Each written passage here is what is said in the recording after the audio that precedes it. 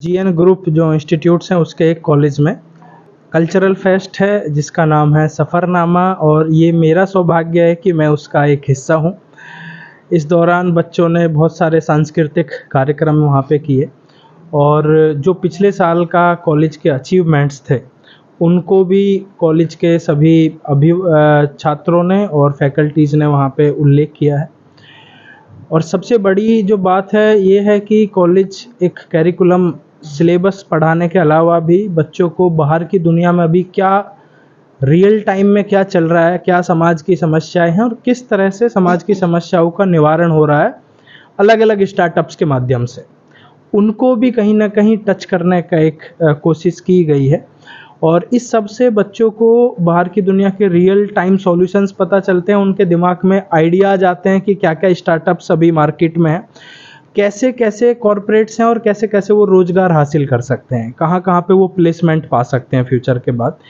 मेरी जो बात है, मैंने अपना जो हिस्ट्री था जिसको, क्योंकि हमने नाम भी इसको सफ़रनामा दिया है, तो मेरा जो अपना सफ़र था सफ़रनामा में मैंने वो शेयर किया, किस तरह से कॉलेज से निकल कर किस तरह से पूरा कॉलेज पास आउट करके मल्टीनेशनल कंपनीज में जॉब करके और पॉन्डमैन ऑफ इंडिया की जो एक जर्नी, एक सफ़रनामा मैंने तय किया है, उसको मैंने छात्रों के साथ साझा किया। और छात्रों को मैंने ये भी गारंटी दी है कि किसी को कोई भी सपोर्ट मेरी तरफ से चाहिए, चाहे वो गाइडेंस चाहिए, कोई आइडिया चाहिए, वो मैं उनके लिए 24 घंटे तैयार हूँ।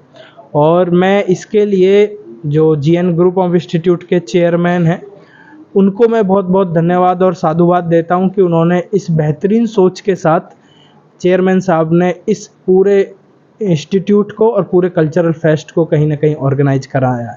मैं फिर से सभी फैकल्टीज को, चेयरमैन साहब को, सारे छात्रों को और छात्रों के अभिभावकों को भी धन्यवाद देना चाहता हूं कि उन्होंने अपने बच्चों के लिए इतना बेहतरीन इंस्टीट्यूट चुना है। Thank you so much sir. आजकल के नौजवानों के लिए साफ सफाई के लिए क्या संदेश देना चाहिए? बिल्कुल, मैं हमेशा यूथ को यही बोलता हूं कि जो आसपास हमारा वातावरण है वो हमारे लिए है। अच्छा करेंगे तो हम यूज करने वाले हैं, खराब करेंगे तो हम यूज करने वाले हैं। कोई बाहर से एलियन इसको साफ नहीं करने वाला है आके। हमने गंदा किया है, हम ही इसको साफ करेंगे। Otherwise climate change, global warming, इतनी भयंकर भयंकर समस्या आने वाली है, आपकी आधी एनर्जी जो है इन प्रॉब्लम से लड़ने में खर्च हो जाएगी, आधी एनर्जी से आप अपने आप को आगे बढ़ा पाएंगे।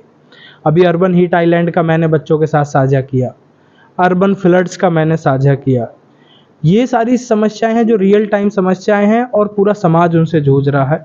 इसीलिए छात्रों को ये समझना पड़ेगा कि अपने कार्य को वो एक सेल्फ सस्टेनेबल कार्य बनाए, क्योंकि हम कोई भी स्ट्रीम का बच्चा है, चाहे वो कंप्यूटर साइंस का है, मैकेनिकल का है, एमबीए का है, सबको हम सस्टेनेबल डेवलपमेंट के बारे में पढ़ा रहे हैं। सस्टेनेबल डेवलपमेंट का मतलब यही है, जो भी वो एक्टिविटी कर रहे हैं, चाहे वो कमर्शियल है, एकेडमिक है, उस एक्टिविटी में वो वातावरण का ध्यान रखें। सर, ग्रेटर नोएडा में एक गांव है रहनेरा, वहाँ पर मानसून के दौरान एक मैंने पढ़ा और जब उसके पास कोई तालाब या नदी नहीं है। बिल्कुल बिल्कुल। देखो, क्या कारण बाढ़ आने का जो सबसे बड़ा कारण है कि आसपास तालाब ना होना जी। क्योंकि जब बारिश आती है, बहुत सारा पानी बारिश का आता है, अगर हमारे पास एक ऐसी जगह होती है, तालाब, कुंड, नहर, नदी होती है जिसमें जाके वो एक्युमुलेट हो सकता है, जिसमें जाके वो स्टोर हो सकता है, तो गांव में क्यों स्टोर होगा पानी? हाँ, जब हम ऐसी चीज़ों को ख़त्म कर देते हैं तो वो पानी जाके गांव में भर जाता है या शहर में भर जाता है, सोसाइटी में भर जाता है। इसी को हम अर्बन फ्लडिंग आजकल एक टर्म दे रहे हैं। और इसके लिए सबसे ज़रूरी है कि आसपास के जो नेचुरल वाटर रिसोर्सेज हैं उनको प्रोटेक्ट करके रखना। ग्रुप ऑफ इंस्टीट्यूट्स में एक कार्यक्रम हुआ सफ़रनामा, उसमें हमारे चीफ गेस्ट थे श्री रामवीर तनवर। आप एक बहुत ही अच्छी सोच वाले व्यक्तित्व हैं जो कि आज इन्हें रिकॉग्नाइज करता है हमारा प्रधानमंत्री, हमारा मुख्यमंत्री और हमारे राष्ट्रपति।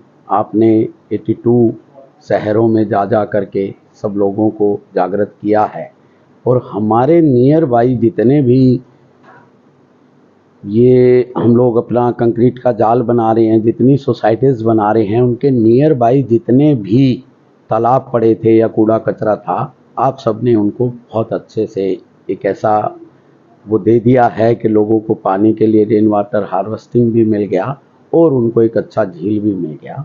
तो आज हमारे लिए बहुत ही खुशी का विषय है कि हमारे पास एक ऐसा अतिथि आया जिसने हमारे बच्चों को एक न्यू स्टार्टअप के लिए भी बताया और उनमें एक एनर्जी भी भर दी। इसके लिए हम अपने चीफ गेस्ट का बहुत बहुत धन्यवाद करते हैं और आप सब मीडिया वाले आए, आपका भी बहुत बहुत धन्यवाद। Thank you so much.